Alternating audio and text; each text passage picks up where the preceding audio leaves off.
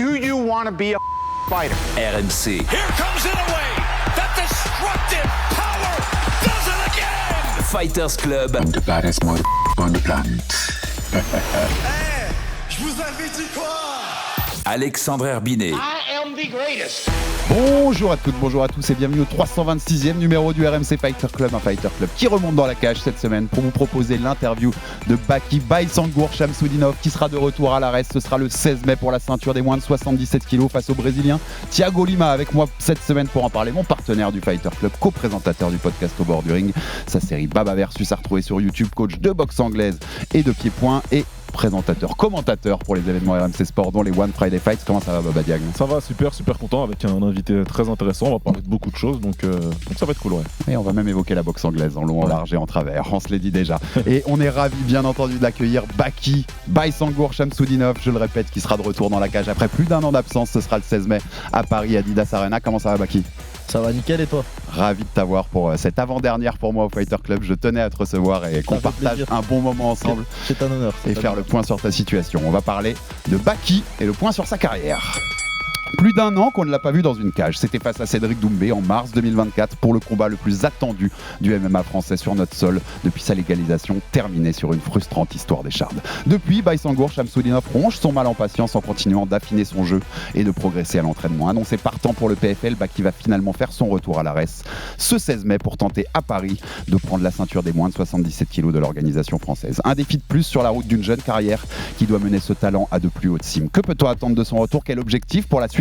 À quand la revanche tant attendue contre Doumbé ? Baki Shamsudinov est l'invité du RMC Fighter Club pour faire le point sur sa situation.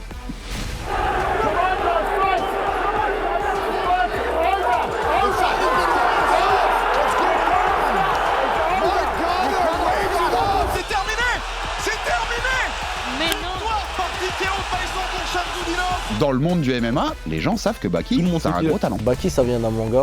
Et ouais, souvent on m'associe un peu à lui parce que on me dit je ressemble un peu. Et moi j'aime bien le personnage, donc moi j'ai pris le surnom, tu vois. Oh, le gros takedown de Baysangour. Très bon changement de niveau de Baki. Baysangour, Baki Shamsudinov.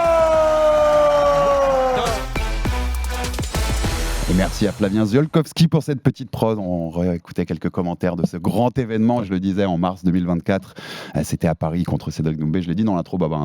Pour moi, depuis qu'on a légalisé ici, c'était le combat le plus excitant qu'il y ait jamais eu. Ouais, à plein de niveaux. Sur le sol français, je parle. Sur le sol français, à plein de Celui niveaux. où t'étais le plus sur le bord de ton siège et chaque seconde à se dire mais qu'est-ce qui va se passer ? Et puis même avant, tout l'avant, toute la préparation, puis le combat en lui-même, parce que certes, il y a eu un fait de combat à la fin qui a un petit peu laissé les gens sur leur faim, mais quand même, on a eu quasiment 15 minutes de combat de très haut niveau, faut pas l'oublier. Donc quasiment tout s'est bien passé, tu vois ce que je veux dire. Donc quand tu as une affiche comme ça, tu veux aussi que ça délivre, et ça a délivré en tout cas. Mais t'as raison, on va y revenir parce que l'écharde a fait oublier que le combat était de très haut niveau juste avant et tout ce qu'on a vu dans la cage ce soir-là. Petit instant promo avant de rentrer dans l'interview avec Baki. Rendez-vous dans la nuit de samedi à dimanche en plateau sur RMC Sport 1, c'est l'UFC 314, on vous rappelle Volkanovski-Lopez pour la ceinture des moins de 66 kg et Chandler contre Pimblet en co-main event et bien sûr Nora Cornell, notre française, qui sera sur la carte contre l'américaine Ellie Cowan. Vous avez la carte, l'émission avec Antoine Simon et Terreur Lapillus à dispo sur le YouTube de RMC Sport Combat. On a eu Nora dans le Fighter Club Sunday, t'étais là Baba dimanche, dispo sur YouTube aussi.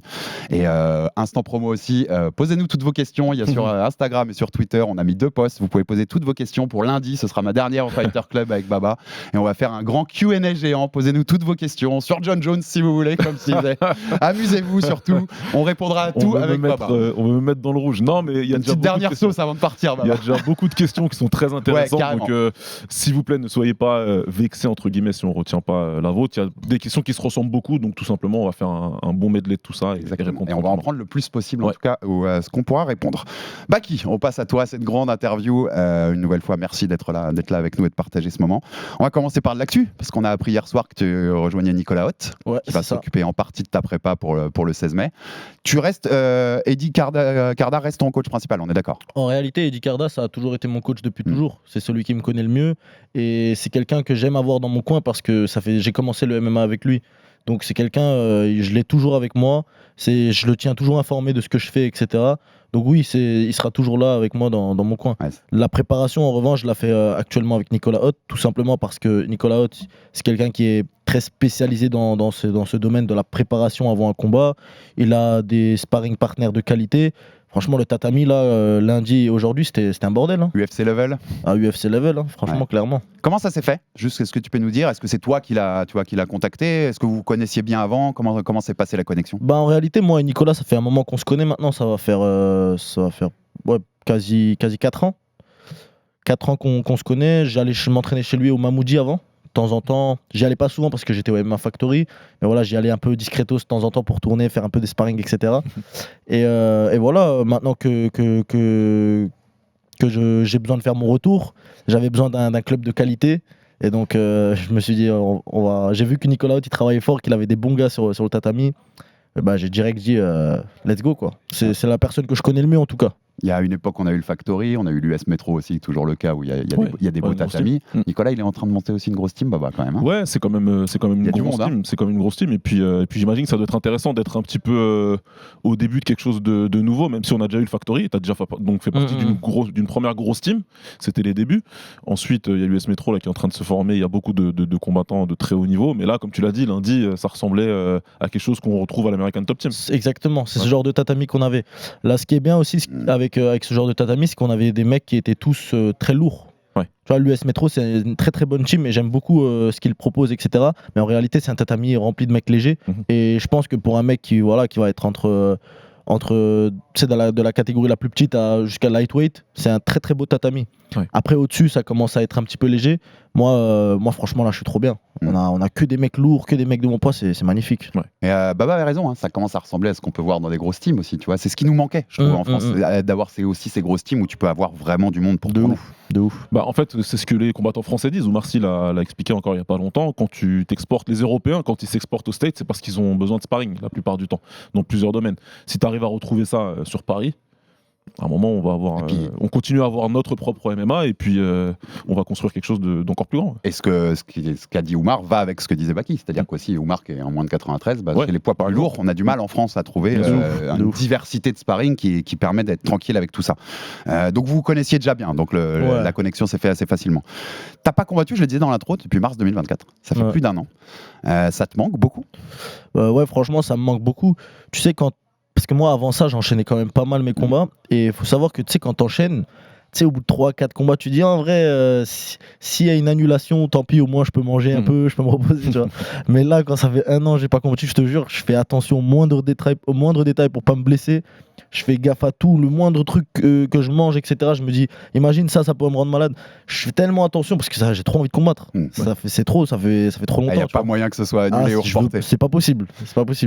Mais je disais aussi, ça te manque parce que, je vais te le dire, Franco, moi, ça me manque de te voir dans une cage. J'imagine. T'es un jeune prospect, tu montes, t'as un âge où on combat plus régulièrement que quand on a 30-35 ans. Et on a envie de le voir, Baba, dans la cage. Bien sûr qu'on a envie de le voir. C'est presque frustrant, tu vois. Encore plus après la prestation que tu as fournie contre Cédric. Vraiment, parce que c'est une prestation qui est remplie de promesses et on voulait voir encore de l'évolution. Après, moi, le coach et l'ancien combattant, je me dis aussi que ces périodes-là, même si elles sont frustrantes, c'est pas mal parce que c'est vrai que quand vous êtes tout le temps en préparation, en fait, tu es tout le temps en train de préparer quelqu'un. Là, c'est vrai, si on se focus sur le positif, c'est quand même intéressant aussi que tu puisses travailler au quotidien sur tes points forts, corriger certaines choses. C'est des choses que tu fais beaucoup là, en ce moment. Ouais, exactement. Comme tu dis, en réalité, quand on est en préparation, on va pas vraiment progresser. On va surtout affûter les armes qu'on a pour l'adversaire en question. Préparer le game plan. Exactement. Le truc, c'est que comme tu as dit, quand on n'a pas de combat, c'est bien aussi pour pouvoir vraiment progresser et travailler sur des choses avec du temps. C'est-à-dire là, par exemple, ça fait, comme tu as dit, un peu plus d'un an que j'ai pas combattu. Ça veut dire que pendant ces un an-là, bon, j'aurais pu manger, profiter, etc. Mais non, j'ai charbonné. De charbonner, ça veut dire que maintenant le retour de Baki, ça va être méchant, tu vois. Je mettais un peu, toi qui aimes bien les animés, je mettais un peu un parallèle avec la salle du temps de Dragon Ball, Baba. Il est rentré dans la salle du temps un peu pendant un an là, et on va voir ce qui va ressortir, on va voir la bête qui va en ressortir. Moi, je trouve que c'est cool. Je trouve que pour un jeune combattant, c'est vraiment cool d'avoir du temps de travailler quand tu arrives au très haut niveau. Il faut le voir comme ça en fait. Voilà, plutôt que de voir, on a envie de le voir combattre. En fait, la carrière de MMA pour un combattant, c'est t'essayes de te mettre dans ces sphères-là dans lesquelles Baki est en train d'arriver, et puis une fois que tu y arrives, en fait, quelque part, tu n'as plus vraiment le temps de travailler encore sur le fond, tu vois. Là, c'est tu te prépares, c'est des opportunités. Faut être prêt à répondre à des grosses opportunités qui peuvent arriver comme ça, tu vois, du jour au lendemain. Donc, que tu arrives aussitôt dans ta carrière, moi je trouve que c'est quand même bien. Au-delà de ça, tu sais, moi, quand j'avais fait mes 4 premiers combats, j'étais donc à 4-0, j'avais que 18 ans à cette époque-là, et à ce moment-là, le Covid est tombé. Tu vois, comme tous les combattants, j'étais en mode oh non, c'est relou, je peux pas combattre, etc. Mais en réalité, c'est une période qui m'a permis de grandir, de progresser. Et ça veut dire que quand je suis revenu, j'étais vraiment prêt à affronter les mecs du coup qui avaient mon score.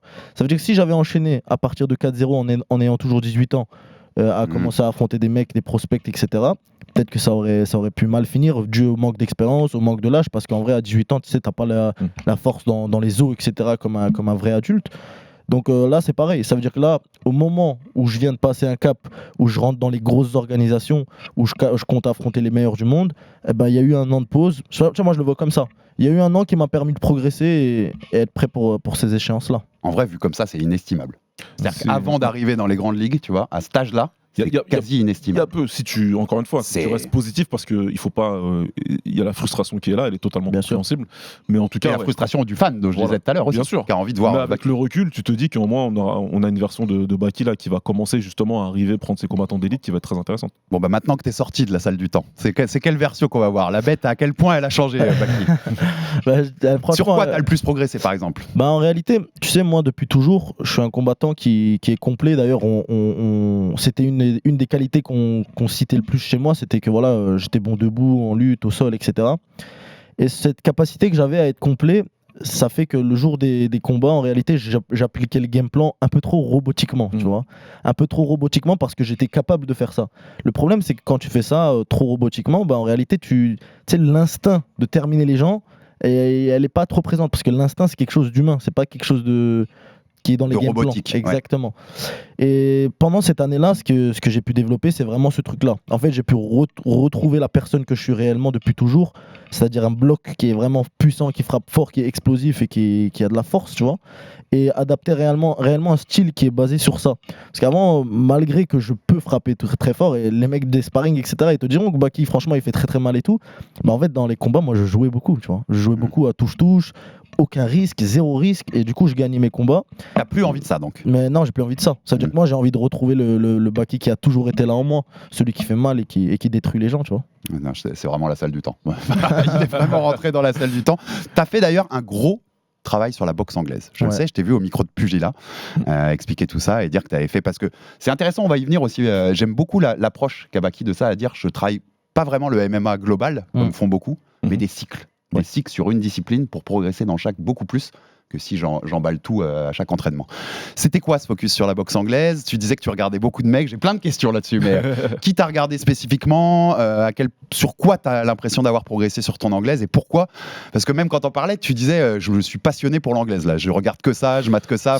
Qu'est-ce qui s'est passé, Baki? En fait, comme tu l'as dit, c'est un système de cycle que moi je mets en place dans mes périodes, bien sûr hors combat, parce que quand tu as un combat, tu peux pas te focus sur une discipline. Le truc, c'est que voilà, j'ai regardé beaucoup de mecs de la boxe anglaise qui ont mon gabarit, qui ont mon physique, qui ont des choses qui sont semblables aux miennes, des qualités physiques qui sont semblables aux miennes, et à partir de là, j'ai construit un style qui va bien. Après, j'ai pris aussi une petite période pour le réadapter en MMA, parce que bien sûr, même si tu le fais bien en anglaise, en MMA, ça change tout. Et voilà, ça donne quelque chose d'intéressant. Là, franchement, je suis content de ce que ça donne là encore au sparring ce matin et au sparring de lundi. Je suis très très content du niveau que j'ai atteint. Et je pense que vraiment, ça va faire très mal le 16 mai, quoi. Qui tu as regardé spécifiquement? Je veux savoir. Question, évidemment. Alors, en vrai, tu sais que tu es avec des amoureux de l'anglaise. En vrai, vraiment. Le premier nom que je vais citer, c'est un nom que tout le monde pourrait citer parce que c'est une légende, etc. Mais en vrai, le truc, c'est que si tu analyses un peu mon corps, mon gabarit, tu vas comprendre que c'est pas un nom anodin. Le premier nom, moi, que j'ai beaucoup regardé, c'était Mike Tyson. J'ai beaucoup regardé comment il boxait, etc. Une petite boule. Une petite boule. Et en réalité, tu vois, si je faisais 1m98, long à longe, et que je te disais ça, tu m'aurais dit, ah, c'est bien, il s'inspire des boxeurs. Mais quand tu fais 1m78, qui est littéralement la même taille que lui, quand t'es un mec qui est très massif, qui est très musclé, très puissant, etc., en fait, c'est un style qui va très bien. Au-delà de ça, pour les mouvements de tête, etc., j'ai aussi beaucoup regardé des mecs qui avancent avec des mouvements de tête du genre Canelo, etc. Tu sais, les tops du panier, quoi. Les tops du panier. Il y a aussi des mecs du MMA que j'ai beaucoup regardé, comme le frérot Topuria, laisse tomber, en ce moment il fait des ravages, et en réalité il a un style qui est semblable au mien parce que on est petit en taille, tu vois. Et on l'a dit ici, la boxe à Topuria, elle est d'un autre level par rapport à beaucoup de mecs en MMA. De ouf. Non, j'allais dire que c'est super important de s'inspirer des mecs en anglaise et c'est normal, tu le fais bien. Maintenant, il y a aussi toute la notion d'adapter ça au MMA. Exactement. Et c'est là où c'est plus difficile. Topuria, c'est quelque chose qu'il a fait parfaitement parce qu'il y a eu de très bons boxeurs en MMA, il y en a eu pas mal. Mais Topuria, ce qu'il est en train de faire en termes de positionnement, en termes de transfert de poids, de vraiment de footwork, il y a des choses qu'il a réussi à mettre en place dans le MMA que je pense personne n'avait encore réussi à réellement faire. Tu vois. Je suis totalement d'accord avec toi. Et comme c'est un bon lutteur, c'est un bon grappleur, ça fait que ça donne une triple menace. C'est quelque chose aussi qui va t'inspirer au quotidien pour continuer. C'est que forcément quelque chose. Excuse-moi, mais je rajoute, t'es à ce point de détail, tu vois, sur le footwork vraiment très précis. Totalement. C'est vraiment sur ce truc-là, dans l'adaptation du MMA que je suis en train de faire. Ça veut dire que tout ce que j'ai vu en anglaise, là, je suis en train de le travailler pour le MMA. Et en réalité, comme tu dis, il y en a eu des très bons boxeurs, des très bons strikers à l'UFC, en MMA, etc. Mais comme tu dis, Topuria, il a vraiment trouvé ce truc de ramener ce qu'il faut de l'anglaise au MMA, mais sans trop ramener. C'est-à-dire qu'il a les mouvements de tête, mais il n'en abuse pas non plus au point de les genoux, les coups de pied, etc. qu'il pourrait les prendre. Il les prend pas en réalité. Enfin, il en a déjà pris un mauvais, mais en réalité, c'est quelque chose qu'il a réussi à. Il a trouvé le juste milieu, tu vois. Et c'est quelque chose que je trouve très très impressionnant. Et c'est une nouvelle phase du MMA, tu vois. C'est une nouvelle ère du MMA parce qu'il y a eu ce truc qui est apparu avec la lutte. Tu sais, t'as les Dagestanais, etc., qui sont arrivés avec une grosse lutte. Du sambo, etc. Et ça avait vraiment tout changé. Aujourd'hui, maintenant que les gens ils commencent à défendre la lutte, etc., on commence à avoir un mec qui vient et qui dit ok, maintenant moi je ramène de l'anglaise et franchement ça fait plaisir à voir et c'est beau. Franchement, ça rend le sport trop beau. Ça, pour rebondir ce que vous dites tous les deux, mais ça fait une énorme différence. C'est-à-dire que quand un mec a déjà un package un peu complet à la Topuria, comme tu dis, grappleur, quand même lutteur, s'il te rajoute une boxe de ce niveau-là, on s'est souvent marré, mais le mec qui un jour le poids lourd en MMA qui rajoutera les pas de pivot de Usyk, il va changer le game. Je veux dire, les mecs de poids lourd en MMA, ils vont pas comprendre ce qui se passe. Ils vont se dire mais c'est quoi, c'est un magicien, qu'est-ce qu'il fait là? Donc il y a des vrais trucs à apporter dans ces disciplines en fait. Avec l'anglaise. C'est clair. Maintenant, et ceci dit, moi ça m'intéresse d'avoir ton opinion là-dessus parce que le MMA c'est moderne en 2025 et c'est important d'être bon dans la plupart des domaines. Mais le MMA c'est né comme étant un sport de spécialistes. Tu avais les lutteurs qui se confrontaient à des grappleurs, qui se confrontaient à des kickboxers, etc. Est-ce que tu te considères toujours comme un spécialiste? Si oui, de quoi? Ou est-ce que tu te considères vraiment comme un combattant de MMA moderne qui sait tout faire? Et on rappelle que tu viens du judo. Ouais, on rappelle que je viens du judo. En réalité, moi, je me considère comme un combattant complet. Parce que depuis toujours, comme tu as dit, déjà, je viens du judo. Beaucoup de mes combats, je les ai gagnés avec la lutte, le grappling. Et c'est c'est une arme que j'utilise toujours. Et maintenant que j'ai ajouté l'anglaise en fait à mon jeu, j'en déduis que je suis un combattant complet. Et c'est ce que je vais montrer dans mes prochains combats. Maintenant, ce qui est bien, c'est que beaucoup de combattants complets, ils ont réussi à faire ce truc de ne pas... Avant, les combattants complets, il y en avait, mais c'était beaucoup ce truc d'être moyen partout. Aujourd'hui, les combattants complets, ils ont réussi vraiment à avoir ce truc d'être bon partout. Tu vois, ça veut dire que... on peut revenir sur Topuria, il fait pas de l'anglaise parce qu'il s'en sort en anglaise, il s'en sort en grappling, il s'en sort en lutte. Non, il est réellement excellent partout. Et c'est ce truc-là qu'on cherche à atteindre. Moi, je te mettrai un bémol que j'ai déjà dit dans l'émission. Au très haut niveau, les mecs, comme tu parles dans les Topuria, les Makhachev, complètement d'accord avec toi. Au plus bas niveau, même à l'UFC, il y a quand même des mecs qui sont en fait très moyens partout. Et qui donnent des combats très moyens. Tu vois. Je suis totalement d'accord avec toi. Tu vois des ouvertures de ouf, etc. C'est choquant. Et comme tu dis, même à l'UFC, ouais, tu vois, donc même de toute façon, ils sont 700, donc à un moment, tout le monde peut pas être dans le haut du panier. Mais il y a des moments sur des combats où tu te dis wow. Et on l'a dit ici, moi, des fois, je préférais les anciens trucs de spécialistes où au moins, tu avais une vraie opposition de style. Alors que des fois, quand tu as deux gars très moyens partout, ça donne un combat moyen. C'est ça. Mais après, le problème aussi des spécialistes, c'est que du coup, ils sont prêts à faire face aux stimuli de leur propre discipline. Ça veut dire qu'un kickboxer, il va venir et va être excellent si le mec en face il strike. Mais forcément, du coup, si le mec il lutte et qu'il est un minimum bon, il est vite dépassé, tu vois. Et c'est ça, en fait, la faiblesse des spécialistes. Ça veut dire que tu peux pas trop te focus sur le fait d'être un spécialiste si tu as pas les armes pour défendre les autres disciplines. On s'est tous dit qu'à un moment, Alex Pereira, il allait trouver un os. Ouais, c'est ça. C'était sûr. Exactement. Il fallait savoir qui ou quand, mais en fait, il aurait pu d'ailleurs ne jamais l'avoir et avoir juste une carrière. Bien sûr. Mais moi, c'est quelque chose que j'attendais chez Alex Pereira parce que le truc, c'est que il a vraiment ce striking, tu vois, irréprochable, mais sur la partie lutte, en fait, le truc, c'est qu'il a toujours eu ce physique qui fait qu'il peut défendre, mais sur un lutteur vraiment technique. je me suis dit qu'est-ce que ça donnerait, tu vois.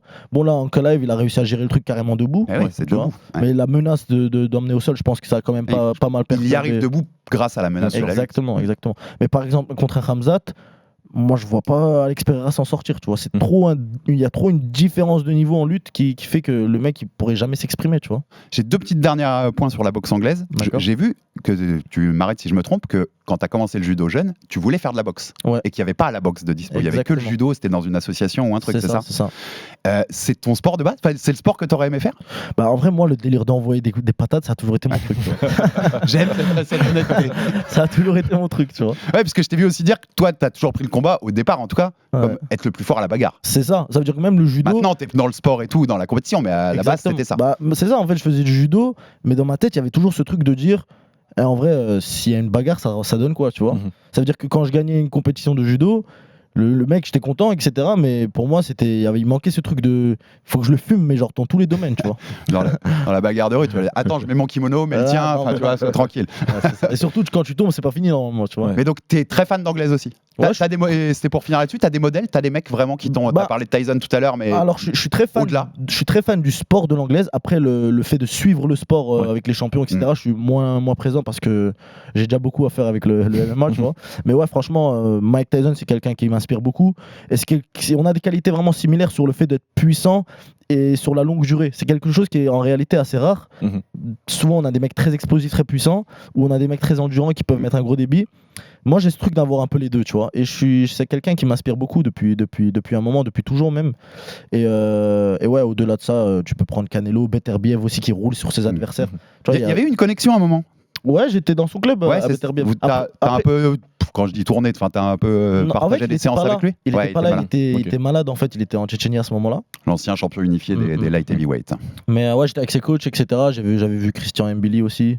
Donc Ouais, c'est toute la team du Exactement. Québec avec Marc Ramsey et tout ça. C'est ça. C'était intéressant aussi, Baba. Moi, j'ai tout ce qu'il disait tout à l'heure, Baki, sur cette approche de prendre le MMA avec des cycles sur des disciplines pour mieux progresser dans ces disciplines que ensuite tu mêles au MMA, mais de pas être. C'était hyper intéressant, moi, quand je t'avais entendu là-dessus, de dire que t'étais pas dans le délire des mecs qui s'entraînent au MMA toute l'année et qui finalement progressent peu sur chaque domaine, tu vois, ils progressent un peu dans un ensemble, mais peu sur chaque domaine. Le coach, là, c'est au coach que je pose la question. C'est intéressant son approche, c'est l'approche qu'il faut prendre en fait pour progresser le plus vite. Écoute, j'aurais pas la prétention de dire à toutes les personnes qui nous écoutent, donc beaucoup de coachs et beaucoup de combattants, que c'est cette approche-là qu'il faut. Maintenant, si tu me demandes si c'est cette approche-là que je prendrais, 300%. On en a déjà parlé, toi et moi, j'en ai déjà parlé avec d'autres. C'est comme ça que moi je conçois le sport en général. C'est-à-dire que même dans un seul sport, si tu prends que l'anglaise, parce qu'on parle d'anglaise depuis tout à l'heure, tu as plusieurs niveaux de progression différents. Tu vas avoir le footwork, tu vas avoir la vitesse de bras, tu vas avoir le positionnement, tu vas avoir le coup d'œil, Et c'est des choses que j'approche en tant que cycle, moi aussi, quand je coach quelqu'un. Donc pour moi, la partie cyclique, elle est très importante. La partie de la progression cyclique, elle l'est. Et pour moi, ce serait l'approche la plus efficace en MMA. Maintenant, il y a des mecs qui vont dire depuis 30 ans, ils s'entraînent le lundi en JJB, le mardi en lutte, et ça fonctionne parce qu'on a eu des champions. Donc je suis personne pour te dire que lui, il s'est trompé.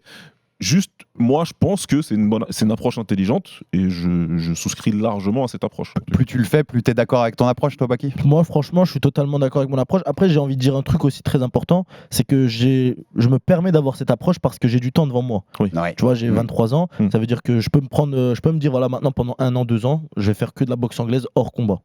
Et ça veut dire qu'après, par exemple, moi aujourd'hui, je mets les gants avec des professionnels en anglaise et ça se passe très très bien. Alors que je suis pas du tout un boxeur à la base, tu vois. Des professionnels français ici? Exactement. Et ça veut dire que maintenant, quand je vais par exemple faire un cycle sur la lutte, sachant que moi à la base, je suis judoka et que je gagnais beaucoup mes combats avec la lutte, ça va encore me faire atteindre un autre step. Tu vois.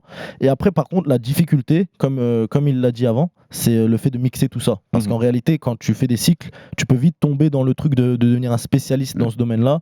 Et si tu le réadaptes mal ou que par exemple, tu délaisses trop le MMA, ça peut te poser problème. Tu peux avoir des automatismes qu'il faudra délaisser. C'est un bordel un peu. On est même d'accord que dans ces cycles, tu as quand même des phases où il y a de la lutte, il y a du sol, il y a tout continue d'être travaillé. Bah, par exemple, mon combat que j'avais fait en grappling, je sais pas si tu as suivi contre Owen. Oui, c'est ça. Ouais. Bah, j'avais même pas fait de lutte. C'était en mai dernier, c'était.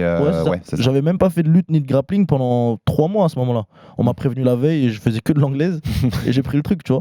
Mais je continuais toujours à aller au moins 1 ou 2 fois par semaine au MMA pour mettre en application toujours ce truc de voilà quoi. C'est quand il est arrivé pour rentrer, les mecs lui ont dit mais enlève les gants, Baki. Enfin, c'est du un grappling. chalot là. pour m'échauffer. Et comme dans l'UFC 1, le mec qui avait qu'un seul gant parce que comme il affrontait Gracie, Ouais, il voulait avoir la main pour taper.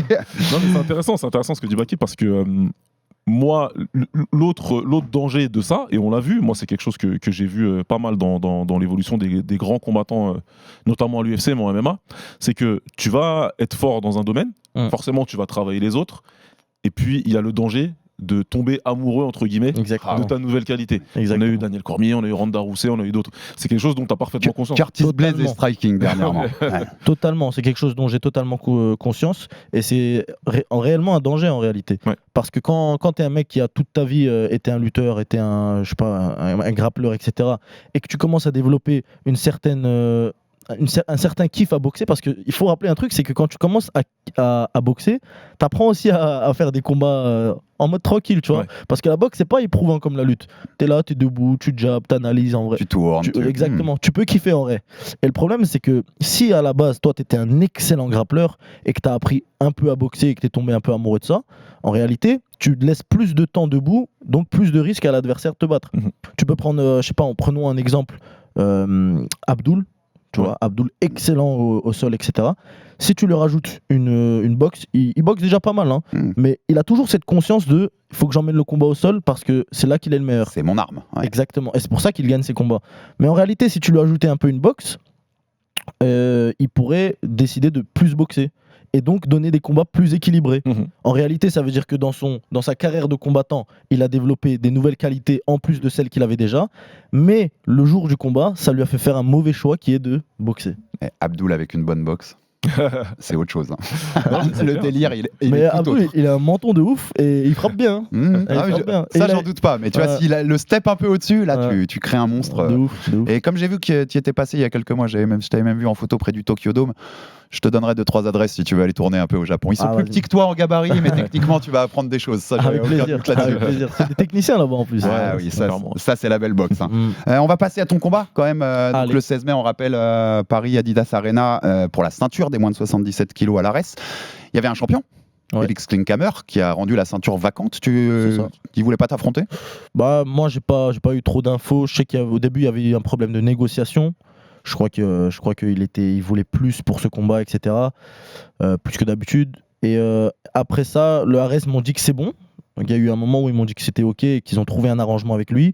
Et quelques jours plus tard, ils m'ont dit que finalement il était blessé. Donc finalement ça s'est pas fait. On a demandé à plusieurs autres têtes aussi dans la catégorie, des mecs qui devaient normalement faire la ceinture très prochainement s'ils voulaient du coup la faire contre moi. Malheureusement ça a un peu refusé et du coup on s'est retrouvé à affronter un mec qui n'était pas du coup à la base à l'ARES. C'est compliqué, non? Trouver un adversaire pour Baki en ce moment? C'est l'impression que ça donne quand En même. vrai, hein, c'est fortement. un problème que j'avais oublié. Parce qu'en réalité, c'est un problème qui existe depuis très longtemps. Depuis que je suis à l'ARES, même au tout début, je me rappelle que j'avais toujours ce truc de combat annulé, combat trouvé. Si tu regardes sur mon Sherdog, tu vas voir qu'il y a souvent il y a le truc annulé. tu Mm. vois. Ouais. Et ouais, c'est un problème que j'avais et que j'ai oublié en fait pendant cette année. Avec Doumbé, ça s'était bien passé, etc. Donc quand ça a été annoncé, il n'y a pas eu d'annulation. Suite à ça, il y a eu 1 an sans combattre. J'avais hâte de combattre et c'est vrai que j'avais oublié ce petit problème de manque d'adversaires. C'est dur. On l'a aussi en boxe d'ailleurs, Baba. C'est les deux disciplines qu'on traite dans cette émission. C'est dur quand t'as beaucoup de talent, que t'es un prospect, les mecs veulent. S'ils peuvent éviter ta route, ils évitent quoi. Oh, je reciterai toujours Samir et Omar du podcast Octogone. C'est un client à emmerde. T'es un client à emmerde. tout simplement. Et donc il y a des gens qui réfléchissent et qui se disent est-ce que j'ai un intérêt à combattre ce gars-là maintenant dans ma carrière, alors que voilà, donc c'est difficile quand tu arrives dans cette position-là, quand tu es très jeune et que tu montes vite à un très haut niveau. Bah il y a les combattants qui sont en place et surtout en MMA, bien plus encore que dans d'autres sports. Les mecs ils veulent à tout prix protéger leur statut et ils veulent pas perdre leur statut. Ils ont aussi un petit jeune qui arrive à prendre la place, c'est compliqué. Après, moi, au-delà de ça, je pense qu'il y a aussi, en plus de ce truc de, comme tu dis, de talent, je pense qu'il y a aussi le truc de style de combat. Ça veut dire que les mecs, ils voient que je suis assez bon partout.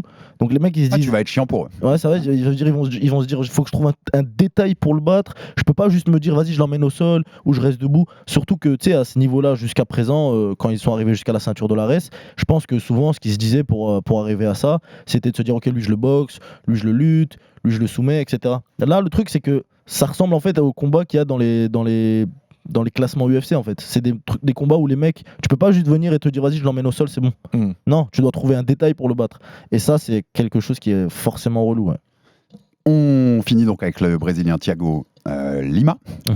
Tu peux nous dire quoi sur lui? Je vais te dire, je le connais pas, hein, je vais pas te mentir. Alors je le connaissais pas non plus. Thiago Lima, de ce que j'ai regardé, c'est un mec qui boxe de manière agressive. Il a une bonne jambe avant. J'ai vu qu'il avait des soumissions aussi. Il a que des finishes sur ses victoires, donc c'est quelqu'un qui cherche le finish. Et voilà, franchement, de ce que je regarde, moi, de ce que j'ai vu, je me trouve meilleur que lui partout. Après, on est des humains. Un combat reste un combat. Ça se trouve, je peux me faire mal dès le début. Je peux prendre un mauvais coup. Tu vois, je prends le combat très sérieusement. Surtout que ça va être en 5 rounds et j'ai vu qu'il a un bon souffle. Donc faudrait être prêt, quoi. Je mets pas en cause du tout le fait que ce soit un bon combattant. Je te dis, je le connais pas, donc je peux pas juger. Nous, on a déjà dit ici, et je le redirai toujours, j'en ai un peu marre. Et c'est pas que Ares, il y a beaucoup d'organisations françaises qui te ramènent pour des ceintures des Brésiliens qu'on connaît pas d'ici ou d'ailleurs. Tu comprends ça? La frustration aussi du public qui, après Doumbé, attendait mieux, entre guillemets. Bah, après, tu veux prendre qui? Je sais, c'est le serpent qui se mord la queue, je te dis pas le contraire. Mais tu comprends qu'il y a, bien sûr qu'il y a cette frustration. Plus. Il y a cette frustration parce que les mecs, eux, ils voient ça un peu comme dans un jeu vidéo où tu vas monter en niveau et avoir toujours un truc plus impressionnant, plus intéressant. Et en réalité, bah non, c'est pas comme ça la carrière d'un combattant. La carrière d'un combattant, il y a des moments, c'est un combat exceptionnel, c'est un beau défi dans ta carrière. Puis à un moment où tu remontes tranquillement, il y aura un autre gros défi dans ta carrière. C'est comme ça que ça marche en réalité. Et dans toutes les disciplines du combat, en fait. Bah, le combat, c'est pas du tout linéaire. Et quand en fait, l'histoire du souvent, quand tu sors d'un gros combat, les mecs disent c'est quoi le prochain? Ça se trouve, des fois, il va y avoir 2 combats un peu plus light, et puis on va remonter. C'est ce qui se passe normalement quand tu deviens champion. Du coup, tu prends des combats à chaque fois qui sont de plus en plus intéressants. Les mecs, ils se disent à chaque fois ah ouais, cette fois, comment il va défendre sa ceinture. Mais quand tu es un gars qui veut atteindre la ceinture, en réalité, tu dois juste éliminer les gens qui sont présents dans le classement et qui ont un bon palmarès. Ça veut dire qu'en réalité, ce combat, si tu regardes bien, au niveau du palmarès, ça se vaut, au niveau du classement, ça se vaut. Donc c'est un combat qui a du sens. Après, les gens qui disent que c'est un combat trop facile pour Baki, ça veut dire qu'il me place beaucoup plus haut que tu ne l'es actuellement. Exactement. Et en réalité, ils ont raison. la conclusion finale. On va faire sur ta situation aussi contractuelle parce qu'à la base, on avait eu une annonce il y a quelques mois d'une signature au PFL. Ouais. Et derrière, donc il y a eu ce retour à Arès parce que tu devais encore des combats à Arès. On est d'accord. Qu'est-ce qui s'est passé? Est-ce que tu peux nous raconter avec tes mots, tout simplement? Bien sûr. Alors. Comme tu dis en fait avec le PFL, il y avait eu en fait un truc parce que les gens ils voulaient la fameuse revanche. Bien sûr. Ils voulaient on va y arriver à un moment. Donc voilà, ils voulaient la fameuse revanche. Après voilà, il y a eu ce truc, j'ai essayé un petit peu d'accélérer le processus pour pouvoir la faire rapidement parce que c'est quelque chose que les gens voulaient quand même rapidement. Et surtout que le PFL ils étaient d'accord de mettre le prix, etc. Mais voilà, je suis quand même quelqu'un, tu vois, je dois des combats, donc j'ai essayé de trouver un arrangement avec la RES, etc. Donc voilà, on a fini par trouver un arrangement, ça a pris du temps. Mais voilà, maintenant je suis content de revenir, on va prendre la ceinture, ça va me permettre de... Tu leur dois que ce combat-là, désormais? Ouais, je leur dois ce combat-là. Et après, j'ai pas envie de dire que je reviendrai plus du tout, peut-être que je la défendrai. Tu vois, c'est une organisation que j'aime beaucoup, la RES. En réalité, c'est quelque part où c'est un endroit où j'ai fait mes armes. En vrai, toi, t'as grandi là-bas. T'es un des bébés de la RES, entre guillemets. Je le dis pas dans le mauvais sens. Hein. C'est ça. Ça veut dire que moi, c'est une organisation que je porte dans mon cœur, etc. Donc, moi, je suis content de prendre la ceinture si tu la prends. Totalement. Je suis totalement. C'est comme finir un jeu, tu vois. Je prends ma ceinture, je suis très content. Et après, voilà, moi, je suis concentré sur cette date-là surtout, et on verra la suite en vrai. Et dernier point sur ça, mais c'était une erreur de management? C'est-à-dire que vous saviez pas que vous aviez encore des combats dus à la RES? Non, c'était pas une erreur de management, c'était plutôt un arrangement qui s'est fait du coup à l'oral ou à la base, mais du coup qui n'a pas été respecté parce qu'à l'oral c'est jamais respecté. Tu vois. Donc, toujours signer les contrats. Exactement. Donc voilà, c'est juste pour ça. Après bon, ça va, on s'est quand même bien arrangé, on a trouvé un truc qui satisfait tout le monde. Donc voilà, je suis content en vrai comment les choses se sont déroulées. Ouais, et puis c'est bien de te revoir finir le jeu à la RES, comme on disait, c'est important. Hein. Ça va terminer un très bon cycle. Ça fait tellement longtemps qu'on veut le voir faire la ceinture à RES. On a parlé de la ceinture assez rapidement quand même. Donc oui, c'est important. Pour moi, c'est important d'avoir d'avoir une bonne fin à ce chapitre. Ouais. Surtout que tu vois, c'est une bonne organisation. Les champions, ils sont tous de qualité. Moi, j'aime beaucoup, hein, franchement. Tu vois, on a Axel Sola qui a la ceinture des 70, on a Virgile Auguin qui a la ceinture au-dessus. Ça veut dire qu'en fait, t'as que des beaux noms qui ont les ceintures dans l'organisation. Et ça fait qu'en fait, l'organisation, quelque part, elle a vraiment ce prestige. Tu vois, moi j'aime bien. Tu vois, franchement, j'aime bien. Par exemple, le KSW, tu vois, je trouve qu'il manque un peu de de big champions avec des noms, tu vois. Ouais, nous on en a un gros chez nous, mais t'as raison sur C'est le ça. reste. Ouais, on a Salah qui vraiment qui tient l'organisation d'une main de fer. Mais sur les restes des champions, en fait, je les connais même pas, tu vois. Ah, mais c'est vrai que quand tu regardes, enfin, si dans l'hypothèse où tu la prends la ceinture, tu vois la liste des champions, c'est que des jeunes talents énormes à la reste. En fait, que des gros prospects qui sont invaincus, qui sont. L'enchaînement sur les 3 KT, Sola, Baki, Hogan, c'est quand même pas mal, quoi. Il y a C'est de l'avenir. les 3 combattants dont on parle le plus en France, en tout cas en termes de prospects depuis plusieurs années. Donc c'est une vraie validation et en plus t'es en bonne compagnie. Et puis c'est à la fois une validation d'un travail pour vous, mais aussi un travail pour le MMA français, entre guillemets. Bien tu vois, sûr, de se bien dire, sûr. c'est intéressant quand même d'arriver à voir qu'on arrive à former des gars jusqu'à la ceinture d'un très bon niveau. Tu vois. Ouvrons le dossier Cédric Doumbé, monsieur Baki. Ok. Déjà, le contrat avec le PFL, il est toujours d'actualité. Pour la oui, suite. pour la suite, oui, c'est quelque chose qui. Ça veut dire que le combat contre Doumbé va se faire, oui. Ok, tu voyais où j'en venais. La revanche est bien incluse dans le contrat, parce qu'au moment où tu signais, il y avait tous ces rumeurs. Est-ce qu'il y a une revanche vraiment écrite dans le contrat? Alors, j'ai pas envie de dire un mot que je devais pas dire, etc. Mais j'ai signé ce truc de Doumbé, il y aura une revanche. Donc si c'est ça que tu veux savoir, oui, je vais combattre contre Doumbé, j'ai signé cette revanche. J'ai eu le prix que j'ai demandé, même si les gens ils disaient que c'était un prétexte pour ne pas l'affronter. J'ai eu le prix que j'ai demandé, j'ai même eu plus. Le prix que tu avais demandé à l'époque? Que j'avais demandé à l'époque, même plus que ça en fait. Ok. Ça veut dire que tu vois, les gens ils étaient là à me dire tu demandes trop. Mais si je les avais écoutés, je crachais sur beaucoup d'argent. Ouais, tu vois. Donc ouais, c'est quelque chose qui s'est fait. Et voilà, c'est pour ça que j'ai envie de faire cette revanche. Et quelque part, tu sais, le soir même du combat, ou même une semaine après, etc., tu dis, après tous ces efforts, tu dis, bon, ça se termine mal, mais au moins on a levé ma main à la fin, etc.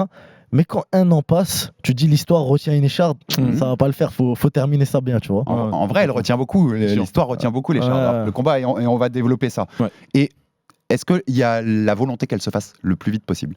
Moi, je pense qu'il faut qu'elle se fasse le plus vite possible. Alors, c'est le sous-entendu de ma question. Alors, moi, je suis complètement d'accord avec toi. Le truc qu'il faut se dire, c'est que ça fait déjà un an. Ça fait déjà un an. Là, fin d'année, on va vite arriver à 2 ans en fait, tu vois. On va vite arriver à 2 ans parce que là, je vais faire mon combat à l'Ares. Je vais me reprendre. Cédric est un peu absent aussi en ce moment. Il va falloir qu'il revienne. Il y aura forcément un combat de retour, je pense, pour Cédric avant de se prendre. À mon avis, ouais, je pense aussi, tu vois. Donc, si vraiment le combat il commence à se faire en fin 2026, début 2027. Les gens, il faudra tout recommencer, tu vois. Il faudra tout recommencer. Tu pourras pas juste dire, ouais, vous vous rappelez les Chardes là il y a 4 ans? Non, tu peux pas faire ça. Et je vais te donner la parole là-dessus, Baba, mais on le sait, on l'a évoqué plusieurs fois ces dernières semaines ici. Je trouve qu'il y a un creux de la vague dans le MMA, globalement en ce moment. Ouais, mondialement, au niveau français aussi, il y a moins de hype, il y a moins de. Alors peut-être qu'on en a eu trop à un moment et que tu vois, ça s'essouffle un peu puis ça va repartir. C'est ce qui nous manque, ça. Il nous faut Baki Doumbé 2. Tu vois où je veux en venir? Je vois où tu veux en venir. Parce que Baki Doumbé, la semaine de Baki Doumbé, moi les gens ils m'en parlaient à la machine à café, des gens qui ne parlaient pas de MMA jamais. Mon neveu qui est dans un lycée à Toulouse, il me disait qu'à la cour de récré, le seul sujet de conversation, alors je crois qu'il y avait le PSG en Ligue des Champions cette semaine-là, c'était Baki Doumbé. Ça a apporté un truc. Non mais mon fils il était en CE2 l'année dernière. Et ils en parlaient. Ouais, mais même Donc on en a besoin, tu vois. Ma question c'est celle-là, Baba. On en a besoin. Alors, on a besoin de ce combat. Il y a même des vieilles personnes qui viennent me parler de ça. C'est dingue. C'est fou.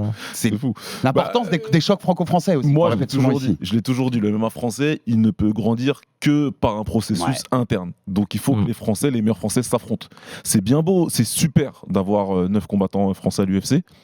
Mais si tu affrontes que 9 combattants étrangers, pour moi, il va manquer un truc. Il va manquer un truc dans toutes les grosses cartes de l'UFC où ils vont quelque part à l'étranger. Au moins sur le combat, sur le main event des prélims, tu vas avoir un choc national. Tu vas avoir sur la main card un choc national. Pour moi, c'est important. Et puis surtout, je viens du pied-point, comme on le sait tous. Moi, j'ai eu ma dose de chocs nationaux. J'ai eu des combats qui m'ont rempli en tant que fan, parce que tout le monde voulait voir le banner contre Abidi. On l'a eu chez nous, à Bercy. Enfin, tu vois, c'est des choses qui sont importantes. Baki Doumbé, ça répondait à cette chose-là.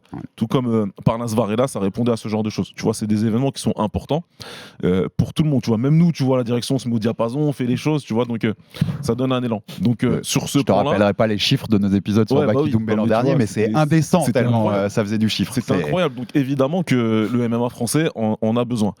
Ceci étant dit, et maintenant que j'ai dit tout ça, j'aime bien les nuances de Baba. Non, mais il a dit un truc super important. Il y a un moment où le train, il passe. Tu vois, il y a une limite, je sais pas c'est laquelle, je peux pas te dire quelle date. Comme il a dit, ça va faire un moment, ça fera 2 ans. Et la question ensuite se pose de savoir, moi si tu me poses la question, est-ce que j'ai plus besoin de ce combat plus plutôt que, et là je vais me baser que sur Baki parce qu'il est là aujourd'hui avec nous, est-ce que j'ai plus besoin de la revanche entre Doumbé et Baki, ou est-ce que j'ai plus besoin, entre guillemets, en tant que fan et en tant qu'analyste du game, que de voir la carrière de Baki évoluer? Progresser, ouais. Moi, entre l'un et l'autre, je choisis l'évolution. Bah, en fait, là, tout de suite. Qu'est-ce que t'en penses, ouais, tout ça Là, Baki tout de suite, la plupart des gens vont dire, bah, moi, j'ai envie de voir la revanche. Mais le truc, c'est que comme tu as dit, au bout de 2-3 ans, les mecs ils vont dire ouais, frérot, l'autre il est pas prêt et tout. Vas-y, en vrai, Baki évolue, tu vois. Laisse ça derrière, etc. Et c'est quelque chose même qu'on me le répète souvent. Mais t'as vu, comme je t'ai dit, moi j'ai signé pour un bon prix, donc si monsieur Doumbé. Price fighting. Ça c'était. Par contre, tu vois, c'est ce qui est bien de recevoir les gens. C'est que moi, en arrivant dans l'émission et en préparant et tout, moi, de toute façon, c'est mon idée de base. Elle est comme ça, elle est réglée depuis toujours. C'est pas que je veux pas voir le combat. C'est juste que. S'il y a des choix à faire, voilà. À quel moment le train s'en va? C'est important. Mais si ça marche pour tout le monde, parce que le combat, on voudra toujours le voir. Mais qu'en plus, et ça c'est assez important de le souligner, et vous le savez, ici on est des défenseurs, des combattants avant tout, si les combattants sont payés à leur juste valeur, ah bah oui, dans ce cas-là, non, mais ça... on attend la revanche, que tout le monde soit payé correctement, et puis ensuite on passe à autre T'as chose. remarqué quand tu nous as dit j'ai obtenu mon prix, j'ai pas de réaction parce que c'est la pété t'as brave, obtenu ce qu'il fallait que t'obtiennes. Ah, Si, ça mérite. clairement ça. Et t'es d'accord avec cette analyse-là qu'il y a un peu un creux de la vague quand même du MMA, de la hype du MMA en ce moment, et qu'il faut des petits événements pour nous lancer. On a un gros mois de mai là qui arrive, Manon Fiorot qui fait la ceinture, des événements en France, en pagaille, mais on a besoin d'un nouveau souffle, moi j'ai l'impression un peu. En fait, comme tu le disais, il y a un petit creux. Bon, pour les fans de MMA, en vrai, il y en a pas. On est toujours là, il n'y a pas de souci. Mais c'est vrai qu'il y a un petit creux pour les personnes qui sont casus. Ça veut dire que les personnes qui sont chez eux, qui s'en tapent un peu du MMA, etc. En fait, ils en entendent moins parler, eux, tu vois. En ce moment, c'est un peu ça qui pose problème. Et c'est vrai qu'on a besoin de ce genre d'événement. On a besoin de ce genre d'événement qui fait exploser les discussions. Tu vois, c'est des sujets de combat qui font parler, en fait. Et c'est ça qu'il nous faut, tu vois. J'ai deux questions sur ça là. Est-ce qu'on peut avoir plus de hype que sur le premier? Est-ce qu'il y a un chemin pour faire plus de hype pour le 2 que pour le premier? Alors moi, franchement, j'ai envie de te dire que oui. Parce que pour le premier, il y avait cette hype parce que les gens, ils ont vu Doumbé mettre un KO à Jordan en 9 secondes. Ouais. Et ils ont vu Baki qui a toujours gagné ses combats, etc. de manière dominante. Et ils se sont dit, est-ce que Cédric va pas nous refaire la même chose, etc. En fait, les gens, ils voulaient surtout revoir ça. Un KO de l'espace, etc. Donc ça a créé une certaine hype. Là, sur ce premier combat, les gens, ils ont vu que ça se passe pas comme Cédric voulait. Ça veut dire qu'ils ont senti un truc chez lui. Un truc où il maîtrise pas tant la situation que ça. Et ça donne forcément envie de voir la suite, tu vois. Ça donne envie d'avoir ce truc de ok, là on sait que Baki et Doumbé, c'est un combat qui est intéressant, qui est même équilibré, etc. et que ça va être bien. Donc là, les gens, ils ont encore plus envie de voir de ce que ça va donner, tu vois. Et comment elle se passe, la revanche? Ah non, mais là, je te parlais d'un point de vue public. Oui, là, je te parle d'un point de vue sportif. Comment elle se passe? Elle va bien se passer. On annonce une nouvelle victoire de Baki, mais sans l'écharde. Ouais, on espère sans écharde. Hein. Pour rester sur cette rivalité, elle a fait exploser la hype autour de votre combat. T'étais déjà très populaire, notamment via les réseaux sociaux, mais ça a encore plus grimpé. T'es un des personnages les plus suivis du MMA aujourd'hui. Il y a du positif comme du négatif dans de la popularité. Et même dans la façon dont a été faite cette rivalité, on connaît Cédric qui titille beaucoup sur les réseaux, par ses vidéos, tout ça. Qu'est-ce que t'en retiens avec le recul? Ça t'a apporté beaucoup plus de positif que de négatif? Il y a des côtés qui t'ont saoulé? Qu'est-ce que tu retiens de tout ça, de cette période? Alors, moi, là pour la partie popularité, c'est forcément que du positif parce que en tant que combattant, souvent, tu sais, on fait quand même un métier qui est difficile. On va dans une cage, on va se battre devant des gens. On n'est pas si bien payé que ça au début, etc. Et même à la fin, en vrai, on n'est pas si bien payé que ça de tout court. Et tu vois, la popularité, c'est quelque chose qui te permet en fait de développer ton business à part. Tu vois, ça te permet en fait de faire ta carrière en vrai. Et donc c'est quelque chose qui est positif. Après, le seul truc qui me saoule un peu, c'est que ce combat, en réalité, vu qu'il s'est fini comme ça a donné un peu une allure clownesque en fait à nos deux personnages, surtout qu'il n'y en a pas un pour essayer de mettre en valeur l'autre. Ça veut dire que les deux ils se rabaissent mutuellement et au final le public du coup il rabaisse aussi, et donc en fait tu passes pour vous vous aidez pas là-dessus. Exactement. Ça veut dire qu'en fait on passe pour deux clowns en fait, alors que le combat c'était un combat de haut niveau de fou. Ça veut dire que c'est un combat qui était techniquement très détaillé. Tu vois des esquives, elles sont ralenties, tu vois des timings, carrément on dirait que, tu sais, quand je lui chopais la jambe, on dirait que je sentais qu'il allait avoir le truc en avance. Ouais. En fait, c'était un combat de très haut niveau, très analysé, et les seules personnes qui vont dire que c'était un combat nul, c'est des gens qui connaissent rien, tu vois. On l'a déjà dit, Baba, dans l'analyse, mais ce combat, il est passionnant avant l'écharde. Ouais, le combat il est génial. Et dans le troisième, on était là, qui va prendre ce truc? Round 1, round 2, chacun, qui va prendre ce truc-là? Qui prendra la main? C'est pour ça que je veux plus voir la revanche du fait de la qualité de l'opposition plutôt que de la hype. Moi, c'est pas quelque chose, j'ai plus besoin de ça, moi. Je suis fan de ce sport-là depuis très longtemps maintenant. Donc c'est la qualité du combat qui va m'emporter. Si le combat il avait été à sens unique, d'un côté comme de l'autre, bah, je te dis ok, chacun fait son chemin et puis on s'en parle plus. C'est un combat qui est très équilibré. Je te le disais en off, c'est là où j'ai eu beaucoup de surprises, c'est de voir ton niveau en anglaise. Je m'attendais pas à ça, puisque dans ma tête, j'avais pas beaucoup regardé tes combats. J'en avais vu quelques-uns, mais pas beaucoup, parce que déjà j'ai jamais été à l'ARES. Il y a Kaina qui est là. J'ai jamais été à l'ARES. Le message est envoyé. J'ai jamais eu le temps. Tu sais, c'est des jeudis et tout, beaucoup. C'était des vendredis. Moi, je bossais, donc je pouvais pas y aller. Et donc j'avais un petit peu fait mon travail de visionnage avant le combat. J'avais vu certaines choses, mais là, à mon sens, c'est là où tu as montré le plus de choses en anglaise, où tu étais le plus à l'aise. Surtout que moi, Cédric, je la connais. À contrario, sa carrière, je la connais par cœur. J'ai vu toute sa carrière en pied-point, en fait. Et c'est vrai que de voir les débats qui étaient aussi équilibrés, et là, tu dis que derrière, ça vous a donné une allure assez clownesque. Moi, je trouve ça marrant parce que, en fait, vous avez eu un moment de respect dans la cage, et c'est normal, après un combat. Et je trouve que l'énergie, elle est différente depuis. Je sais pas si tu arrives à le percevoir. Bah, tu veux dire que c'est reparti en mode. Non, vous vous taquinez parce que vous êtes comme vous êtes, et puis tu réponds très bien à ce que Cédric fait, et je pense que Cédric en a besoin, donc je pense qu'il est bien content aussi. Mais le respect, il est plus perceptible, je trouve. Je sais pas ce que t'en penses. Tu veux dire le respect un peu en mode qu'on ne dit pas directement, voilà, mais on le dit pas, mais maintenant on sait, on se connaît, donc voilà. Exactement, forcément. Mais comme tu dis, en fait, ce combat, il est passionnant aussi pour un autre trait, et je pense que c'est aussi là qu'il y a eu le respect qui s'est instauré des deux côtés. C'est que, tu sais, ce qu'on s'attendait à ce combat, c'est est-ce que Baki va finir par l'emmener au sol, le maintenir et le fracasser, ou est-ce que Doumbé va, grâce à son anglaise, le coucher? Grave, c'était hyper linéaire. C'était hyper ça. En fait, on s'attendait à ça. Ouais. Le truc, c'est qu'au final, en fait, on voit. Et ça fascinait, c'était le MMA à l'ancienne. C'est ça. Presque, tu vois. Exactement. Sauf que ce qu'on voit en fait au final dans le combat, c'est que d'un côté, t'as Doumbé qui défend bien la lutte, qui se relève. Tu te dis, mais c'est pas possible, c'est pas ce qu'on attendait. Et d'un autre côté, tu vois Baki qui boxe très très bien. C'est-à-dire que je l'ai tout autant touché, voire même plus touché qu'il m'a touché, tu vois. Ça veut dire qu'en final, ça a donné un combat qui est très équilibré, mais dans tous les domaines, pas que dans nos domaines respectifs, tu vois. Pour finir sur ça, tu te demandes quand même des fois comment il aurait tourné le round 3? Tu te l'as fait un peu dans la tête, le scénar, ou pas? En vrai, tu sais, moi je l'ai déjà répété plusieurs fois dans des interviews. Tu sais, quand tu gagnes un combat, et toi tu le sais, hein, tu sais comment c'est.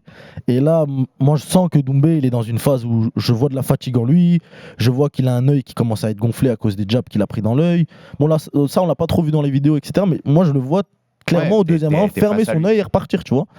Et voilà, il prend au troisième round, il prend un bon contre du bras arrière dans la tête et il se plaint de l'écharpe. Moi, je sais qu'au troisième round, en tant que lutteur, quand tu tiens quelqu'un, tu sais qu'il n'y en a pas un quatrième derrière, mais tu le lâches plus, le bonhomme. Ouais, je vois. Tu sais, au premier, vu que Doumbé il est explosif, tu sais, les gens ils disent mais c'est super bien relevé. C'est juste qu'en fait, j'ai pas essayé tant que ça de le tenir. Je suis à l'aise moi en boxe. Je suis un bon boxeur, tu vois. C'est ça aussi le truc, c'est que j'essayais pas forcément de le tenir tant que ça. J'étais pas dans une situation où mon combat. C'est que mon truc de. C'est ça. C'est pas en mode mon combat il dépend que de s'il va se relever ou pas. Non, debout je suis là moi. C'est là où je te disais en off que je me suis fait carotter. Parce que moi, je m'attendais à du top control. Ouais. Je me suis dit, dès l'instant où il va lui mettre le dos au sol, ça bouge plus. Il va essayer à tout prix de garder la position. En fait, il y a deux lectures. Et t'as l'impression qu'il y en a qui disent, mais en fait, Baki, il n'arrive pas à garder son gars au sol, en fait. Non, mais c'est pas ça. C'est pas du tout ça. C'est vrai qu'il y a eu cette analyse là. Il y a un moment où j'ai essayé de le garder au sol et il a réussi à se relever, mais il est resté plus longtemps sur le dos. C'est un moment où je l'ai pris dans une demi-garde. Je me suis relevé pour mettre un peu plus de ground and pound agressif parce qu'il est petit ground and pound, c'était truc. Et le problème, c'est qu'à ce moment-là, il s'est relevé parce que Doumbé, il est très explosif. Il a saisi l'opportunité. C'est ça. Mais le premier et le deuxième takedown, mais je vous assure que j'ai pas essayé de le garder du tout. Moi, un des trucs qui était présent dans mon game plan, c'était le fait que s'il y a des scrambles, c'est bon pour moi. S'il y a ce truc de il tombe, il se relève, etc., c'est très bien pour moi parce que lui, ça va congestionner ses bras. Tu vois ce que je veux dire? Lui enlever son arme. C'est ça. Ça veut dire que on peut féliciter le fait qu'il s'est relevé et moi, je trouve que c'est quelque chose de bien parce que c'est pas non plus comme si je l'avais laissé en mode vas-y, relève-toi. Mais j'ai pas de temps forcé pour le garder, tu vois. Okay, mais au troisième, par contre, j'aurais très forcé pour le garder. On va le voir, on le verra plus tard. On passe sur les derniers thèmes, un peu plus des thèmes un peu pêle-mêle que j'avais fait pour la fin de l'émission. Déjà, je voulais te parler de ton objectif futur en carrière. Parce qu'il y a une époque, quand on t'avait reçu même au Fighter Club la première fois, ton discours était très clair. C'est l'UFC. L'UFC ou rien. Et en t'entendant ces derniers temps, j'ai l'impression quand même qu'il y a une évolution. Déjà, il y a eu ces signatures, tu vois, au PFL. Bien sûr. Et que t'as réalisé qu'il y a un truc qu'on partage assez, je sais, avec Baba, que l'herbe, elle est peut-être verte ailleurs aussi. Et qu'il n'y a pas forcément que le sommet du Graal UFC qui est bon. Je me trompe ? Alors, en réalité, mon objectif, c'est toujours le même depuis toujours, c'est de devenir le meilleur combattant de la planète. Tu vois, à partir de ça, toi, t'en fais des déductions comme tu veux. Si le meilleur combattant de la planète, il est à l'UFC, on va le chercher à l'UFC. Ok. Si le meilleur combattant du monde, il est au PFL, on va le chercher au PFL. Si le meilleur combattant du monde, il est à l'ARES, on va le chercher à l'ARES. Tu vois, donc, en vrai, l'objectif, il ne change pas. Maintenant... Donc t'es un mec qui pourrait se dire, si t'étais un poids lourd, Ouais. tiens, je préfère aller chercher Francis au PFL. Clairement. Tu vois, clairement. Plutôt que John Jones, parce que moi, je pense que Francis, actuellement, il prend John Jones. Bah, plutôt qu'aller chercher John Jones en mode retraité, etc., moi, je serais plus à aller C'est chercher intéressant Francis. cette analyse. C'est pas nous qui lui avons dit. Hein.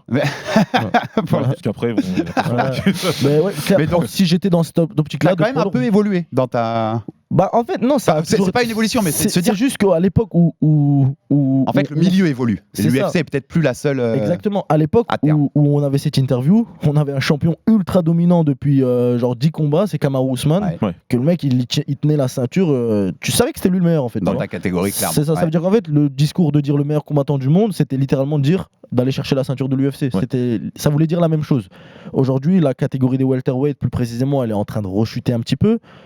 Donc, j'ai pas envie de, Je suis de même pas m'avancer. sûr que le champion actuel soit pas battu par le champion de la catégorie d'en dessous. Hein. Exactement. Tu vois ce que je veux- Marachev contre Belal. Mais ça, vois ce que je veux ça dire. sera pas, ils sont potes. Mais... C'est ça. Ça veut dire que ouais, et même les gros noms de la catégorie, tu vois, moi, même Léon Edwards qui était champion avant, je vois Islam le prendre, tu vois. Et donc, dans ta tête, ça peut évoluer. C'est-à-dire que C'est- cette hégémonie de l'UFC numéro 1 seul au-dessus, tu penses que ça peut évoluer dans le temps ? Le meilleur combattant du monde, en fonction de là où il se trouve, bah, mon objectif de lieu où je dois aller le taper, ça évolue. Si le meilleur combattant du monde, il habitait en Espagne et qu'il a déménagé en Russie, bah, je vais aller le taper en Russie, mais c'est pas que mon objectif il a changé, c'est juste que le lieu de l'objectif il a changé. Et en réalité, c'est ça en fait le truc, tu vois. Et au-delà de ça, moi j'ai 23 ans et j'ai eu cette petite quête secondaire pour la revanche avec Doumbé, etc., avec le PFL. La Donc, caisse c'est secondaire. c'est quelque chose que je prends, tu vois. Je prends, j'ai mon petit contrat, je vais faire mes combats, je vais être bien. Ouais, et puis tu verras Et- où ça mène. Et ce que Et c'est ça, et si le plus fort du monde à ce moment-là, il est à l'UFC, bah moi je serais juste encore plus fort, tu vois. J'aurais progressé en 1 an et demi, 2 ans à la fin de mes contrats, et je serais prêt pour la suite, pour atteindre mon but. Bah, il y a quand même une évolution. Chez la jeune génération, j'ai l'impression qu'il y a un peu l'évolution là-dessus aussi. Ah mais complètement, et c'est important. Waouh, ouais, c'est super important de penser comme ça, de comprendre que bah, déjà oui, ça veut pas dire le meilleur combattant du monde n'est pas forcément à l'UFC. Si vraiment on ouvre les yeux et qu'on regarde tout et qu'on comprend, c'est pas forcément. Il y en on a comprend beaucoup comment qui c'est sont fait. c'est le cas, mais c'est pas forcément. Ça a été le cas. Qu'il a très bien dit, ça a été le cas pendant un temps. C'était assez clair que Ousmane était le meilleur. Aujourd'hui, je sais pas si le champion Ça, du PFL bat le champion Actuellement au de l'UFC, tu vois. PFL, il y a des assassins de fou. Il y a des mecs qui sont très forts. Autour de dans ta caté et autour, il y a des Ouais, vrais de fou, tueurs de là-bas. fou. Il y a Ouais. des mecs très forts, donc c'est important. Je pense que la nouvelle génération le comprend aussi, parce que la nouvelle génération, elle observe le game, et elle comprend que l'UFC, c'est pas dans tous les cas qu'ils font le choix de prendre le meilleur ou de recruter le meilleur. C'est pas vrai. Tu vois, selon certaines propositions financières, selon certaines réalités, bah, ils vont choisir de faire l'impasse sur de très très bons combattants pour X ou Y raison, et ils vont en plus, avec ce qu'ils sont en train de mettre en place, et ça participe au creux de la vague un petit peu de l'UFC aujourd'hui, le fait d'avoir de plus en plus de combattants qui viennent du Dana White Contender Series plutôt que d'avoir des recrues vraiment sèches.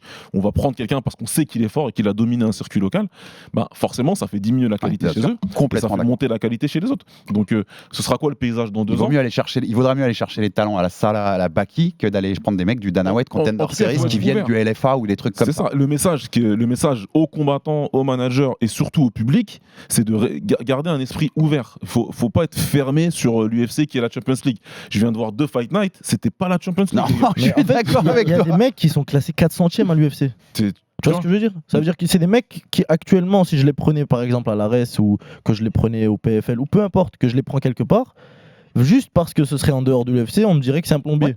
Mais Par si je contre, le à tape l'UFC, on dirait c'est l'UFC. à l'UFC, je le tape, je le mets KO, je lui fais sa fête en 5 ça reste, secondes. comme vous citiez les Dana White Contender Series, ça reste une organisation, à la base, c'est une organisation américano-brésilienne. Et en Ouais. fait, dans les faits, c'est un peu toujours le cas. Si tu regardes les nationalités des mecs qui sortent des contenders, quand t'es européen, même si ton but c'est l'UFC C'est ou trop rien, compliqué. tu seras jamais prioritaire. Si t'es pas un phénomène Ouais, bah, bien absolu sûr. ou une star, tu seras jamais prioritaire. Alors qu'on va prendre un C'est lutteur leur gars. universitaire qui aurait eu plein de résultats en NCAA, Exactement. c'est génial et tout. Hein. Sauf qu'en dehors du Wisconsin, Ouais.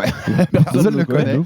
Mais on va la ramener à l'UFC, il va faire 2 victoires, 4 défaites et puis il sera reparti comme il est arrivé. Et Exactement. parenthèse sympa, parce qu'il a cité John Jones, Baki. Tu sais que j'aime beaucoup Baki, tu le sais de base, mais j'aime encore plus Baki quand je l'ai entendu dire que, en tout cas, son GOAT, c'est pas John Jones. Parce que... et j'ai adoré t'entendre dire ça, parce que tu dis qu'il a perdu contre Reyes, et je suis bien d'accord. Bah, je suis d'accord. hein. Nous, on a d'autres arguments aussi. Parenthèse fermée pour ce En running tout cas, gag. sur ça, Baba. voilà, sur ça, ouais, parce que voilà, ils disent qu'on est anti-Jones, c'est pas qu'on est anti-Jones, c'est simplement. Bah, c'est en du fait, tapis Il y en a tout à d'autres fait. qui sont d'accord avec Ouais, nous. c'est ça en fait, c'est qu'il y a rapidement eu ce truc avec, tu sais, il a un style un peu, on dirait il est méchant, il est stylé, il met des coups de coude, tu sais, il parle bien, etc. C'est un mec, il est charismatique, donc les gens ils ont ce truc de plus facilement lui donner la place du GOAT, mais en vrai, sur les faits accomplis, on aime bien revenir sur le fait qu'il a pris la ceinture à 23 ans, et d'ailleurs c'est quelque chose qu'on me reproche à moi, alors que, bon... Si moi, pour m'attaquer, t'es obligé de chercher John Jones, c'est que je m'en sors très bien, tu vois. Mais le truc, c'est que le contexte n'est pas pareil. Non. Aujourd'hui, C'est tu vois, pas la même ça a UFC rien à du voir. tout. Ouais. Ça a rien à à voir. Ouais. Surtout que John Jones, il est américain. Ça veut dire que le mec, il commence sur place. Complètement. Il est là-bas, tu vois. Ouais. Donc, tu sais qu'à cette époque-là, atteindre l'UFC, enfin combattre à l'UFC, c'est comme vouloir combattre à l'ARES Ah, mais aujourd'hui. t'as raison. C'est la Que même tu chose. dis en tu vois. plus. Et ça revient avec ce que je disais. Mm. John Jones, à cette époque-là, il a les mêmes qualités techniques. C'est le même mec. Mm. Mais il est italien. Mais je te Mais promets, John il a Jones pas 23 n'existe ans. pas, en fait. Tu vois. Ouais, c'est ça. John Jones n'existe pas. Oui, puis en plus, il est dans le gros camp actuel, il a Greg Jackson. Bah après, il s'entraîne avec le niveau qu'il a, il aurait fini par. Oui, y bien sûr, arriver. mais il n'existe pas comme il a À existé là. 23 ans, il prend pas la ceinture, quoi. Tu vois ce que Ça, je veux c'est dire. évident. Et il y avait un thème dans ton interview avec Puja qui m'a beaucoup intéressé, Baba, et ce sera notre dernière discussion autour de tout ça. Et il dit, je cite, qui dit ce sport est ingrat. Si tu te reposes, tu vas le payer derrière. C'est relou ce sport. Tu peux jamais en profiter. Je suis jamais vraiment en vacances. C'est ingrat le métier de combattant, Baki. Tu sais, Quelque chose qu'on essaie de répéter souvent aussi et de faire réaliser aux gens à quel point c'est du boulot permanent en fait. Tu sais, les gens, les combattants, ils aiment souvent dire le fait qu'avant un combat, on est en préparation, on est dans une bulle, il y a la diète, il y a les entraînements, on voit pas trop nos proches, etc. etc. Ça, c'est quand tu veux faire des combats, gagner des combats, devenir un combattant classique. Mhm. Si ton objectif est réellement de devenir le meilleur, tu fais pas une bulle pour les prépas. Tu Ouais. fais une bulle sur ta vie de manière générale pendant X temps. 365 jours par an. Voilà, exactement. Tu fais une bulle comme ça. Il y a des jours qui sont plus marrants que d'autres, forcément. Tu vois, une année, c'est long. Mais de manière générale, il n'y a jamais un moment où, pendant 3 semaines, je m'entraîne pas. Il n'y a jamais un moment où je pense pas à ma forme physique. Moi, 365 jours par an. Chaque fois qu'il y a 2 jours qui passent sans que je me suis entraîné, dans ma tête, il y a un truc qui fait que je me sens pas bien. Tu vois, il y a un truc de faut que j'aille courir, faut que je fasse un truc parce que c'est quelque J'ai chose pris qui- du retard. J'ai pris du retard. Tu vois, je commence à m'imaginer des mecs qui s'entraînent en train de charbonner pendant que moi je fais ça, tu vois. Et ça, c'est un truc qui est réel chez beaucoup de combattants. Après, moi, je suis dans l'optique de me dire que j'ai choisi ça et d'apprécier le processus. Parce que si tu n'apprécies pas le processus, en vrai, tu tiendras jamais, tu vois. Mhm. Moi, j'aime bien en vrai mes entraînements, j'aime bien combattre, j'aime bien mettre les gants, faire des sparring, c'est quelque chose qui me fait kiffer. Et voilà quoi. C'est un état d'esprit, je trouve, qu'ont beaucoup des grands aussi. Je pense à Salah, je pense à Manon Fiorot, à d'autres Ouais. dans le MMA français. Ce côté charbonneur permanent, il est ingrat ce sport, Baba. Quand même. Tu le Ah, c'est un répètes sport, assez souvent. Hein, mais je le dis tout le temps. j'essaie les de gars faire voient que comprendre. les 5 minutes dans la cage ou les 15 minutes, Ouais, mais et tout le le contrat. travail derrière. Ouais, et le contrat, parce que comme si c'était quelque chose qui tombait et comme si c'était bah tiens, c'est cadeau en fait. En fait, c'est la somme d'énormément de travail. J'essaie de le faire prendre conscience aux gens pour que les gens soient plus bienveillants avec les combattants. C'est un vœu pieux, je le sais très bien, mais j'arrêterai jamais tant que je pourrai en tout cas de faire de conscience aux gens quand vous vous adressez à des combattants, des choses par rapport à certains choix, par rapport à certains trucs. Je sais pas, il y a plein. Il faut faire attention parce que c'est des combattants c'est des personnes qui ont choisi la pire manière de devenir riche. Il n'y a pas pire manière de devenir. Non, mais c'est vrai, tu vois, tu peux pas faire pire que ça si tu veux gagner de l'argent. Bah, c'est vrai. Cite-moi, tu vois ce que je veux dire. Ouais, Imagine, je suis d'accord, de fou. imagine tu mets les mêmes efforts pour créer quelconque business. Mais genre, tu mets vraiment les mêmes efforts que tu mets dans le MMA. Donc la diète, les entraînements, tout, tu le mets dans la création d'un business. Mais je te garantis que tu vas devenir riche. Ouais, hein. il va marcher Par ton contre, business. tu peux charbonner comme ça en MMA. Je sais pas, ça se Il y a trouve, tu vas aucune garantie, travailler après, tu vois. Il n'y a Ouais. aucune garantie. Et la Tu deuxième vas partie- peut-être même travailler pendant des Ouais, fois. oui, je te jure. Et puis c'est ça, et puis la deuxième partie de mon propos, c'est juste pour revenir à ce que disait Baki, qui est dans une bulle permanente et que c'est de l'entraînement permanent et que tu as cette culpabilité de pas de pas t'être entraîné 2 fois d'affilée ou des choses comme ça. Je veux dire 2 choses. La première, c'est que je voudrais juste rendre hommage à un ami à moi qui s'appelle Alexandre Carole, qui est à l'US Métro, qui est un combattant de l'Hexagone, et on bosse ensemble, on donne des cours de boxe ensemble. Tous les jeudis, on est ensemble, et je le vois quand il fait ses prépas, même quand il est pas en prépa. Des fois, je le vois taper son fractionné, ces trucs, je le regarde, je me dis. Et pourtant, j'ai combattu, je coach, et je me dis, ah ouais, quand même, c'est vrai que c'est une vie galère, quoi, tu vois, quand tu vois ça. Moi, des fois, je lui dis, viens, on va au grec, on finit, tu vois, on a fini, on a bossé 3. Il me dit, ah non, mais papa, tu comprends. Je dis, non, mais je sais, tu vois, je retire, et puis voilà. Et puis, et c'est la raison pour laquelle les combattants, c'est le 1% du 1%. Voilà. Moi, je me fais aucune illusion sur le pourquoi j'ai pas fait une carrière. J'avais pas du tout cette discipline. C'est pas un hasard que ces gens-là. Ces mecs-là, ils sont admirables. C'est important de le dire, c'est important de le noter, de le redire. Et pour pouvoir se comporter de façon adéquate avec ce genre de combattant. Je te dis pas qu'il faut donner tout et que voilà, simplement de façon adéquate. Respecter le truc parce qu'on est tous là pour ça en fait. On est tous là pour ça à la fin. Et bah qui je vais conclure par une question de journaliste. Donc j'aime bien les journalistes, ils aiment bien être taquins. C'est qui prendra la ceinture des moins de 84 en premier? Ramzat ou Nassourdine? Je sais que t'es proche des deux. Ah, le sourire de Baba, là c'est la fourberie du journaliste là. Les deux sont excellents. Les deux, franchement, c'est des proches à moi, etc. Et franchement, j'aimerais vraiment qu'ils s'affrontent pas. Mais les deux, ils sont tellement forts. Je pense que le premier qui met la main sur Duplessis, il prend la ceinture, c'est tout. C'est tout. Le premier qui redonnera sa chance. Je sais pas comment ça se passe chez eux au niveau des contrats, etc. Le premier qui met la main sur Duplessis, il prend la ceinture. Il a la ceinture. Ouais. Et si un jour ils doivent s'affronter pour le titre, il l'a déjà dit Nassour que la seule manière qu'il l'affronte, ce serait que la ceinture soit en jeu. Ton cœur, tu peux pas donner un favori. Non, je peux pas donner un favori. Tu regarderas ça de loin. Exactement. Je regarderai ça de loin. La fierté d'avoir tes proches aussi. C'est ça. Ouais. Au sommet, quoi. Au sommet, les deux. Ah, merci beaucoup pour la présence, Baki. C'était un honneur, un plaisir. C'est ça le Fighter Club, Baba. On n'a pas fait une interview, on a discuté. C'était super. On a discuté de combat. Et c'était très cool. Et plein de force pour la suite. On va suivre, que ce soit à l'Ares et ailleurs derrière. Peut-être la revanche contre Doumbé. On l'aime bien quand même. T'as dû le comprendre. Et puis on te verra pour la suite. Mais je suis sûr que tu auras une grande carrière, Baki. Donc on suivra ça. Je te remercie. Avec beaucoup d'intérêt. Abonnez-vous sur toutes les plateformes pour rater aucun épisode du RMC Fighter Club. Envoyez-nous de la force, des commentaires, des pouces bleus. Ça fait toujours avancer le bousin. Et rendez-vous lundi pour la DER, Baba. La DER ensemble. Ouais, fais pas tu penses avec un sourire. Hein. Allez, non, mais rendez-vous. Mais si, on va le prendre du bon côté. Rendez-vous lundi pour le Fighter Club. Salut à tous. Salut Baba. Salut Baki. À très vite. Ciao. RMC Fighters Club.